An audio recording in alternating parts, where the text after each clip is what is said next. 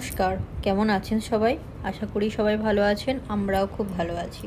আজকের সকালটা পুরো রোদ ঝলমলে একটা সুন্দর সকাল।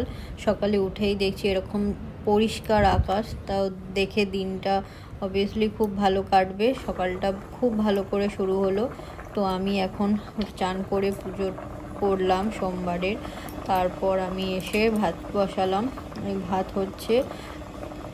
আর সারা সপ্তাহে কিছু জামা কাপড় ছিল, তো সেগুলো আমি আজকে ওয়াশিং মেশিনে দিয়ে দিয়েছি কাচতে।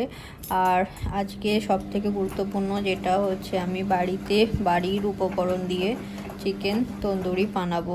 এটা কোনো কেনা বা ফ্রোজেন কিছু না, আমি বাড়ির মশলা দিয়ে আজকে বানাবো। তাই ভাবলাম আপনাদের সাথে আজকে শেয়ার করে নিই। আর এই ভাতটা হয়ে গেছে আমার। তো ফ্যান ঝরানোর পর আমি একটু ফ্রাই করে নিচ্ছি, একটু জল রয়ে গেছিলো। আর আমি এখন পেঁয়াজ আর আলু কেটে নিচ্ছি। আর আজকে রাত্রিরের জন্য এটা কেটে রাখলাম।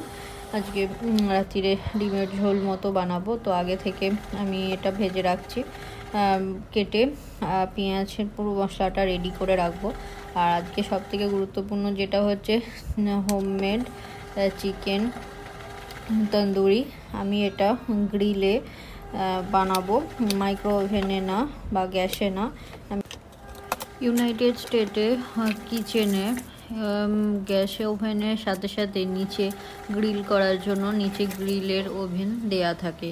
সেটা ইলেকট্রিক পদ্ধতিতে হয় পুরোটাই।